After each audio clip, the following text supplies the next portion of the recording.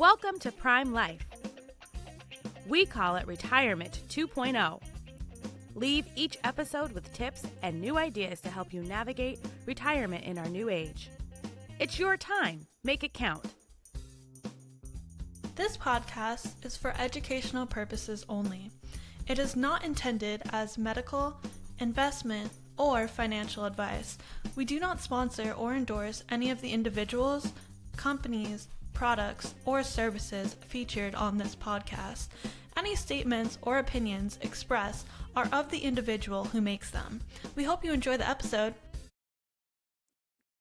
Hello, everyone, and welcome to another episode of the Prime Life podcast. Today is going to be a little bit different. This is Joseph Katz speaking. Some of our co-hosts are a little tied up with other initiatives. And so, Mary, how you doing? What's going on? And what do we have in store today? Thank you, Joseph. Well, I'm really excited to be here. I'm doing great because I'm here with you and our guest that I'm going to introduce. I think it's going to be a great show and looking forward to it. So I'd love to introduce Dr. Cathy Maxwell. She's a professor at Vanderbilt University School of Nursing. She develops educational and communication interventions for aging adults age 50 plus on healthy aging. Cathy, that's a lot. So we're going to have you talk a little bit about yourself and focus us a little bit more in exactly what you focus on and what kinds of things you do Sure. to help listeners. Thank you.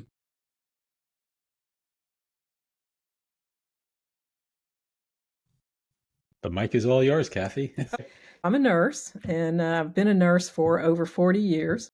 I got started as a bedside nurse in critical care and trauma in a hospital, and it was really during that phase that I became interested in older adults.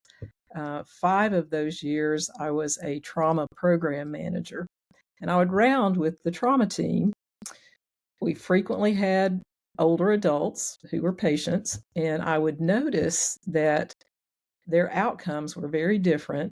I couldn't count the number of older adults who were living independently, got admitted to the hospital for an injury, and most of the time these were minor injuries that most people recover from, but frequently they would just decline, and sometimes they would die. And I became really intrigued with wanting to understand that better. So kind of at a superficial level, or, that's kind of intuitive. Most people think, oh, older people don't do as well.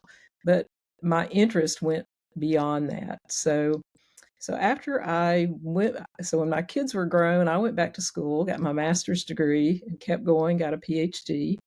And that became my program of research. So the very first study that I did as a postdoctoral fellow at Vanderbilt was a longitudinal study. And we followed almost 200 patients that were age 65 and older. From the point that they were admitted, we determined what their functional or their frailty status was just prior to their injury. We followed them for 1 year, and then we looked at them by a group that had no functional impairments, was not frail, a group that was what we called pre-frail, and then a group that was frail. And to make a long story short, the study showed that frailty, the concept of frailty, is the primary predictor of all of the poor outcomes that older adults have. Their mortality, their functional decline, their readmissions to the hospital. And so I became passionate about wanting to help just lay people, aging adults understand that better. And so that really was the foundation for all of the work that I've done since then. Yeah, I remember when you and I first met, we were talking a little bit about this, and it is fascinating. Mm-hmm. Maybe for our listeners, we can just define a couple of things. So how is frailty defined? And how can you prevent frailty? Okay, so frailty is defined as a state of vulnerability that's caused by loss of physiologic reserve over time. Frailty is it's a real concept that's studied in the scientific literature, but it really reflects biological aging. And biological aging is something that's happening in all of us. Our peak physical capacity is around age 30, and we lose about 1% per year of our functional capacity until we reach the end of life. And so what's happening is at some point in that decline, individuals will cross what we call a frailty threshold. And that's the point at which they begin to lose the ability to do the activities that everyone does on a day-to-day basis. And so that really, I think that pretty much captures what we mean by frailty. And sorry, a follow-up question before I let Mary go. If it's a biological aging, right? So every day you get a little older and your body's aging. Is there anything you can do to reverse, prevent, the accelerated aging, I guess is maybe the word to say? What can people do to stay less frail? And we'll get that answer after a brief word from our commercial sponsors. NASA is always working harder to be your carrier of choice. We offer insurance products that can help you meet your retirement goals, such as protecting your savings, securing lifetime income, or paying for healthcare costs. We're dedicated to providing best-in-class service and are keeping things simple, and we'll have your back. We have around 400,000 policyholders and contract holders and have been doing this for a long time, 170 years, but we remain humble enough to always try to improve. For more information, visit nfg.com. Nassau Insurance products are issued by Nassau Life and Annuity Company of Hartford, Connecticut, Nassau Life Insurance Company, East Greenbush, New York, or Nassau Life Insurance Company of Kansas, Overland Park, Kansas. Subsidiaries of Nassau Financial Group. Products are not available in all areas. Policyholder counts are for all Nassau companies as of September 30th, 2022, and are subject to change. Yeah, so that is what got me so interested in. I am what some people would call a mitochondriac. I have an obsession with mitochondria, these organelles within our cells. Disclaimer, I am not a molecular biologist. I'm totally self-taught, and I'm an amateur in that area, but I have studied it a lot. And so all of the interventions we can do to prevent frailty really could be boiled down to our mitochondria. And, most people intuitively will agree, I need to exercise more, I need to eat right, those things. But actually, it's the effect that exercise and that good diet and nutrition, it's the effect that it's having at the cellular level that's keeping us from becoming frail. So, Cathy, I don't know what it is, but my husband takes this, I'll call it a vitamin, but I'm not sure. And he tells me that it's helping him at the cellular level. It's FDA approved. Again, I don't remember the name of it, but I know he's been taking it for a couple of years. And he's swearing by it. He is an avid exerciser, et cetera, et cetera. So I am really interested and intrigued about the mitochondria, as you were talking about it, and the cellular, because it's cells, right? I always think of mitochondria as the powerhouse of, and maybe, I'm just thinking of, I did 3 years in nursing school, finished my degree in nutrition, but I, from a long time ago, remembering, mitochondria. Can you tell our audience a little bit about mitochondria and that connection to the cellular level? And as Joseph was asking, how could we maybe prevent or slow down frailty? Yeah. So mitochondria has a fascinating history that most people don't know about. So it's believed, and there's a lot of evidence to that back this up, that back 2 billion years ago, when only single-celled organisms existed on Earth, a probacterium or a prokaryote formed a endosymbiotic relationship with a eukaryote. And so both of these organisms had their own DNA. And when they formed this relationship, they shared their DNA. Now the prokaryote, or bacterium, was a much smaller DNA, but it was the organism that produced energy. And so by sharing with the other organism, they were able to help each other out, so to speak. And so over all of these years, that's what has brought about the proliferation of life and of all of the mammalian species that have occurred. And still to this day, our mitochondria within our cells works with the nucleus, with the DNA of the nucleus. There's crosstalk there. They collaborate, they share, they communicate with each other. And that still is going on. And so the mitochondria are the organelle that are producing over 90% of the energy that our bodies make. And our bodies need energy for literally every single function that occurs. I like to think of it as we have these three energy tanks. The one is the essential energy tank, and that's the tank that we need just to keep us alive, to keep our heart beating, keep us breathing. That's just the basics. Then we have an available tank that's for, the other kind of things we do, going to the store, shopping, just those types of activities. And then we have a reserve tank that we draw from when we're under stress. And that can be external stress or it can be internal stress. And we need to keep all three of those tanks full all the time. And so, because that's where all of our energy is coming from. And what's happening as we age, the first tank to become depleted is that reserve tank. We get older, we try to go outside and do something physical, and we just tire out immediately. That's the first tank to go. Second tank is that available tank. We get to where, and this is where older adults might begin to lose the ability to go to the grocery store and make it through the whole store.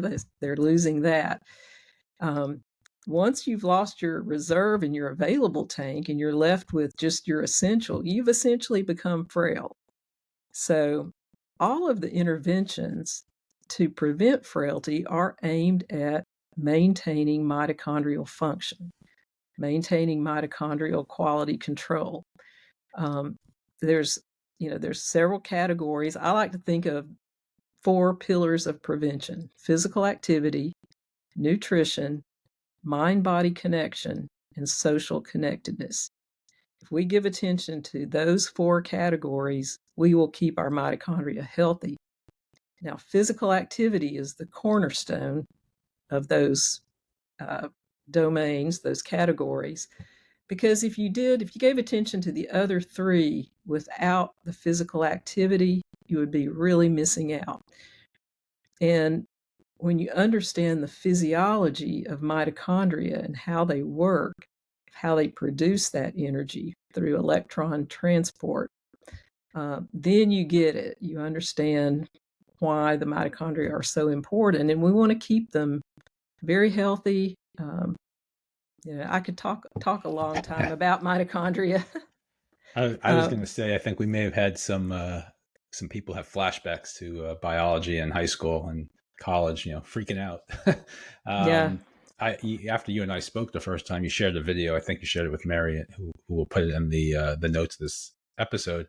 A video you did on mitochondria, which is excellent. I mean, it really clearly explains what's going on and why it's important. So if for those listening, check it out. It won't bring back flashbacks to high school, I promise. that much. I'm fine, and I did not love high school. But I want to go back for a second to the frailty piece. You identified this issue, right? Mm-hmm. That you saw while you were doing your rounds. what have the medical industrial complex, so to speak, done as a whole or in part to address these issues, or is it just being sort of ignored by the mainstream medical? No, it's not being ignored. In fact, screening for frailty has really grown. I think almost all clinical settings recognize that they need to be screening. I don't know if you've been to your primary care providers, they always ask questions about falls, about if you're able to do some of just basic dress yourself, those kind of things. So they're screening in some way when they do that. My concern about that, I mean, I'm glad they're doing it, because in a hospital, when you do screen, you're identifying those people that are at risk. But then I'll also say, once a person begins moving towards frailty, the harder it gets to reverse it and turn it back around. So that has really, in the past, I'm going to say 5 to 7 years, has really driven my work. I've developed about 4 different educational interventions to, my interest is in getting to people sooner than that. Like, that's why I start at age 50. Right. You're an academic. You're not selling anything. Yeah. Yeah. So what are those 4 items? Like how I guess we can make them available to people. But. Yeah. So physical activity, we all need to get at least 150 minutes of moderate physical activity every week. And we need to have 2 days a week that we do something for strength training. And that's just the basic recommendation. You can do more than that, and it's good if you can do more than that. Now, when I say moderate activity, the way we determine that is by our heart rate. And I don't know if you're familiar with heart rate zones. So we really advocate for heart rate zones 1 and 2, because you're getting your heart rate at greater than 50% of the maximum heart rate. And that goes a long, long way towards maintaining a healthy mitochondrial network and keeps those respiratory complexes in the mitochondria working efficiently. Just maybe you just briefly discuss what the heart zones are, so that those listening who may not know have a baseline. Okay. So heart rate zones are based on your maximal heart rate. And a lot of times you'll see that if you subtract your age from 220, that's kind of a rough idea of what your maximum heart rate is. So a 50-year-old probably has a maximum heart rate around 170. So the heart rate zones start at 50% of the maximum. So what is that? Is that 85? Yeah. So 85 would be the beginning of your heart rate zone 1. And then from there up to your maximum, you just divide that into 5 equal distributions for your zones. Now, zones 1 and 2, which is going to be 50 to 70% of your maximum heart rate, when you're exercising in zones 1 and 2, you are burning fatty acids. Your mitochondria are burning fatty acids, and you have a lot of those, and it's a very efficient system. It's what we call oxidative phosphorylation. And when you do that on a sustained basis, week after week, you develop a very healthy mitochondrial network that you can sustain. I've been doing it myself for over 10 years, and I have we might talk more about VO2 max in a minute, but I have a high VO2 max, and it's because I've been doing this steadily for over 10 years. Well, you want to talk VO2 max, you got the right people here. Okay, good. Mary's into fitness, and I'm an avid cyclist, and I push myself pretty regularly. But I don't know if all of our listeners are going to get that geeked out on the science here. It's I think after this episode, everyone will get a degree in biology, and by the Prime Life podcast team, we give that to everyone. Yeah. Now, zones 3 through 5, especially zones 4 and 5.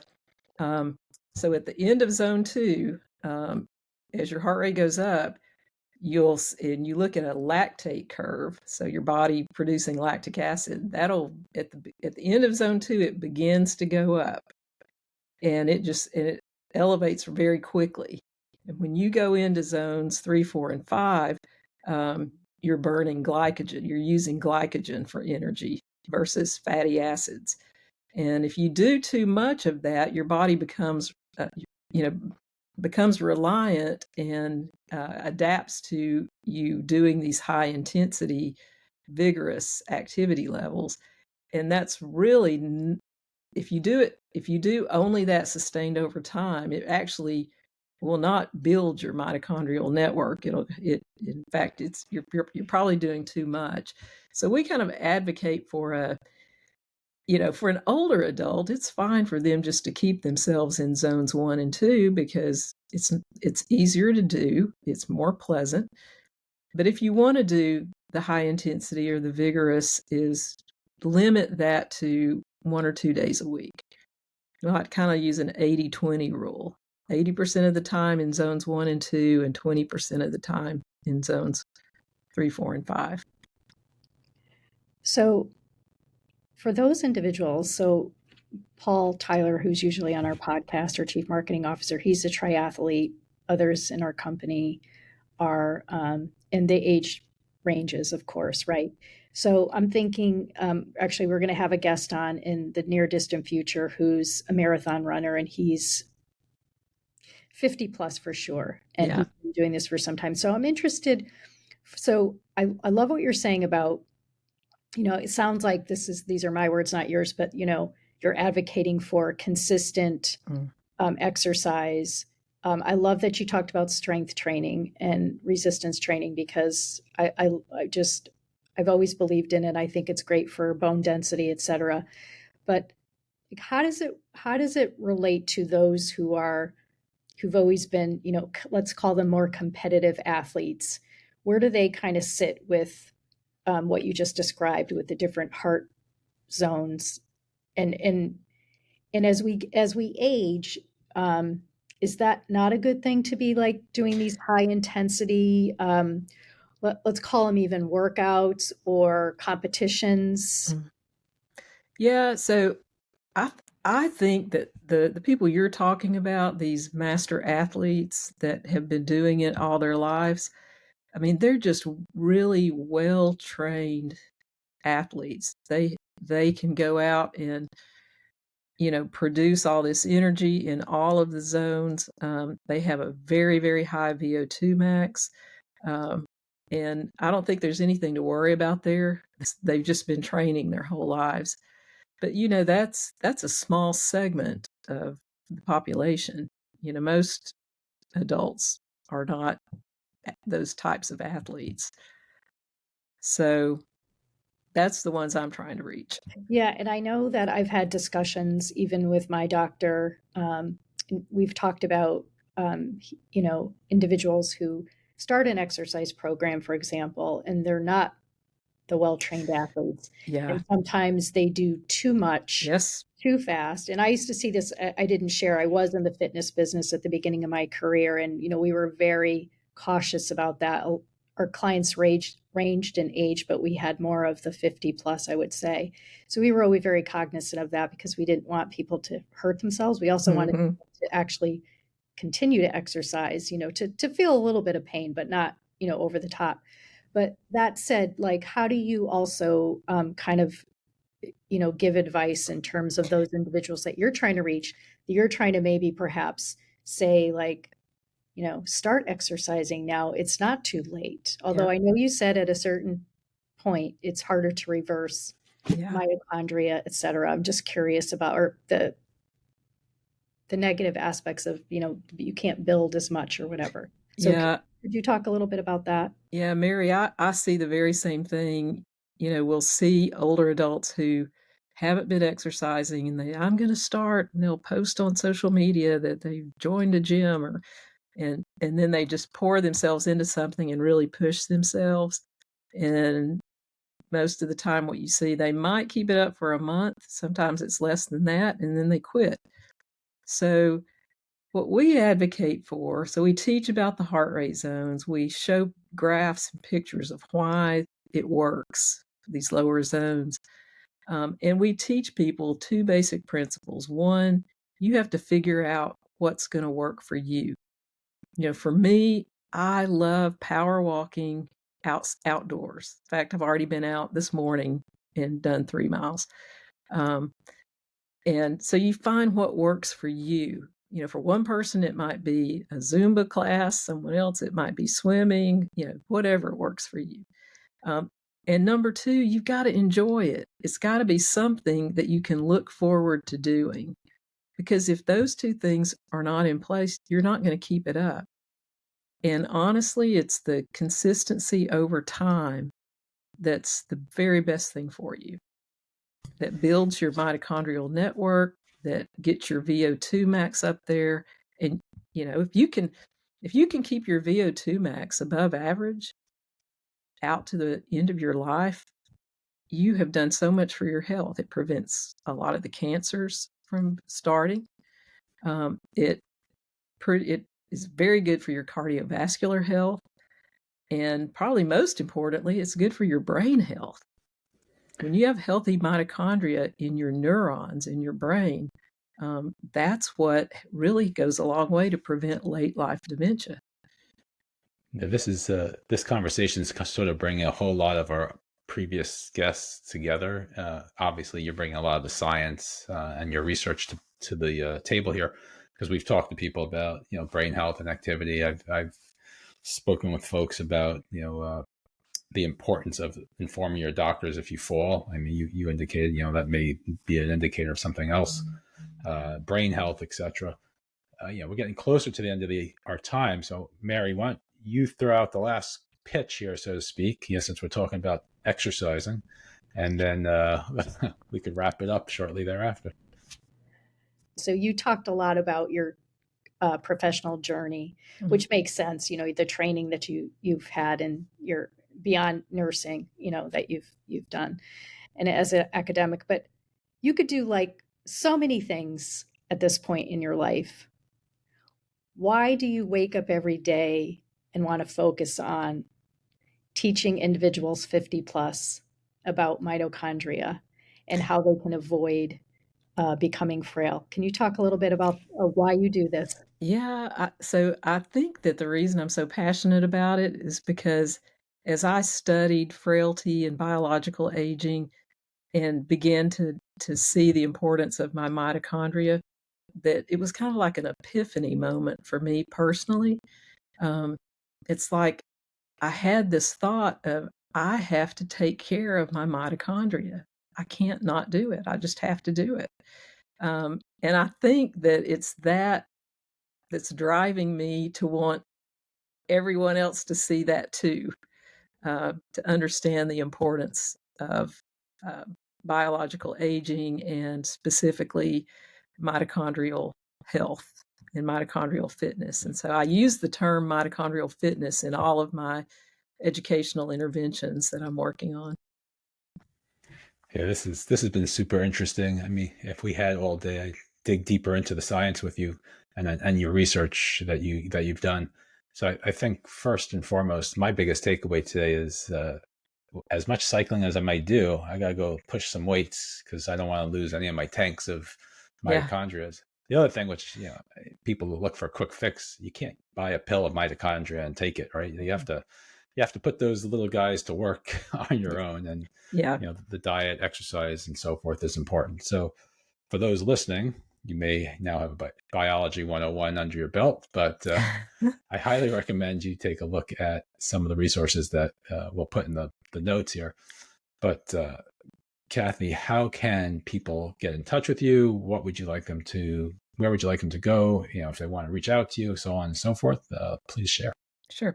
Yeah. So my the best way to get in touch with me is my email address at Vanderbilt, and it's Cathy.Maxwell@vanderbilt.edu. Just shoot me an email, and I'm glad to answer any questions. Also, I've given you guys a link to my faculty webpage. On my faculty webpage, I have the booklet that I developed for aging adults, and has a component about mitochondrial health in it, but it also gives 8 focus areas, which include the 4 that I've mentioned, and then some additional ones. And the booklet's really designed to help people proactively plan for their aging trajectory. So, the electronic version is on my faculty webpage. And as they say, the best time to plant a tree for shade was 20 years ago. But still, the second best time is today. So even if you haven't started, start today, right? It's never too late.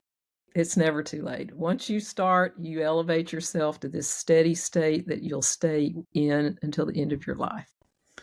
This has been fascinating, Cathy. Appreciate your time. Mary, as always, great chatting with you. Until our next episode, please tune in next week for another great episode of the Prime Life Podcast. Have a great day, everyone. Thank you.